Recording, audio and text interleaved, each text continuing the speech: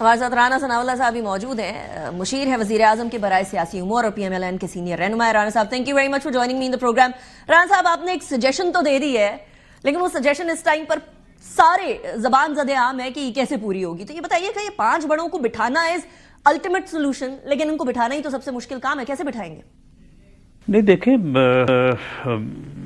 5 بڑے یا جو ہمارے لیڈرز ہیں ان کو بٹھانے کی بات اس طرح سے تو نہیں ہے کہ ایک دن جو ہے وہ ہم اٹھیں اور پتہ چلے کہ جی آج شام کو جو ہے وہ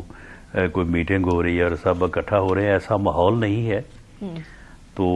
اس سے یعنی مقصد تو یہ ہے کہ اس لیول پہ یعنی لیڈرشپ لیول پہ اگر اس بات کی اہمیت کا احساس ہو جائے کہ ان پولیٹیکل ایشوز کو ہم نے ٹیبل پہ بیٹھ کے جو ہے وہ ایک دوسرے کو سپیس دے کے جو ہے وہ ان کو ریزالو کرنا ہے، تو پھر یہ بات جو ہے وہ آگے جو ہے وہ بڑھ سکتی ہے۔ اور یہ احساس جو ہے یہ ہماری جماعت میں یا PMLN میں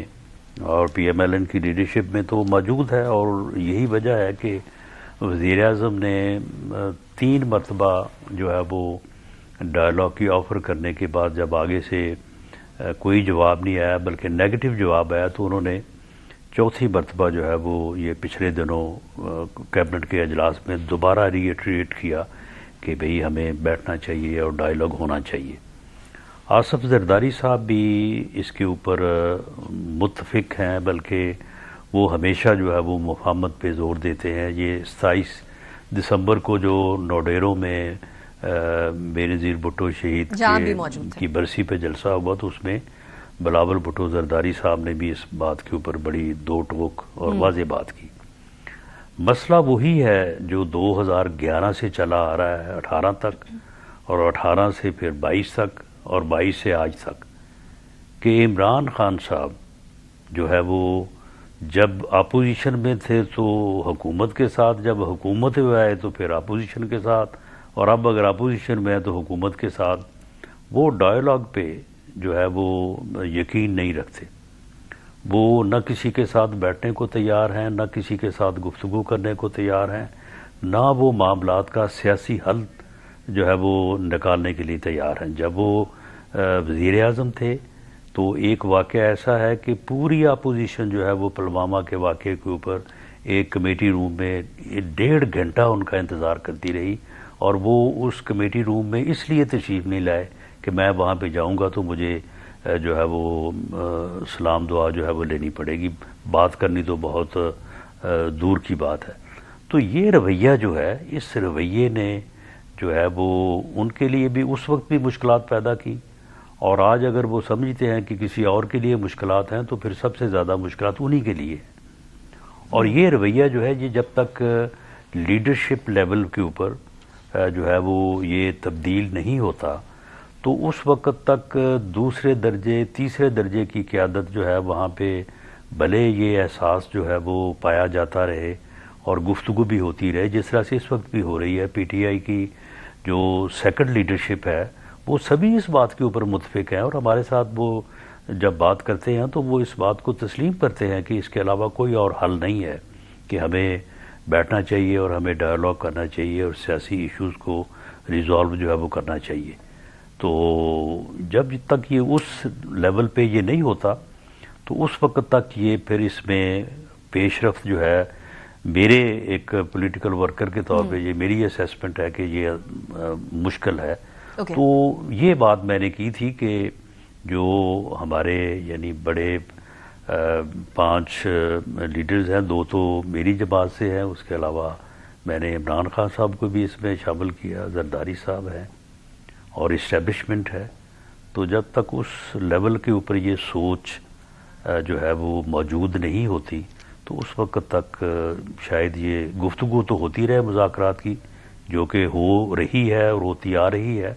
لیکن شاید اس میں کوئی رزلٹ جو ہے نا وہ یا کسی نتیجے تک ہم نہ پہنچ سکے۔ سرانا صاحب پھر تو نہ والی بات ہوئی نا، کیونکہ اگر اس کو آگے لے کر جانا تو نواز شریف صاحب، شہباز شریف صاحب اور یقیناً زرداری صاحب تیار بیٹھے ہیں، اور اسٹیبلشمنٹ بھی اس کو بھی مسئلہ نہیں ہے اگر پولیٹیکل کسی قسم کی گفتگو ہوتی ہے. بات عمران خان صاحب کی طرف آتی ہے, ان کی لیڈرشپ بار بار سیاسی کہہ رہی ہے کہ آپ لوگ جو ہے وہ ہمیں ملاقات کرنے دیں, ہم یہ معاملہ پہنچائیں گے عمران خان صاحب تک. تو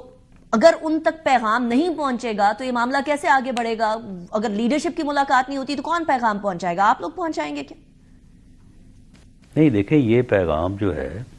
یہ پیغام ان تک کوئی ایک بار ان تک جو ہے وہ 10 بار پہنچا. یہ جس میٹنگ کا میں نے ذکر کیا اس وقت کے آرمی چیف جو ہے وہ 1 گھنٹہ ان کو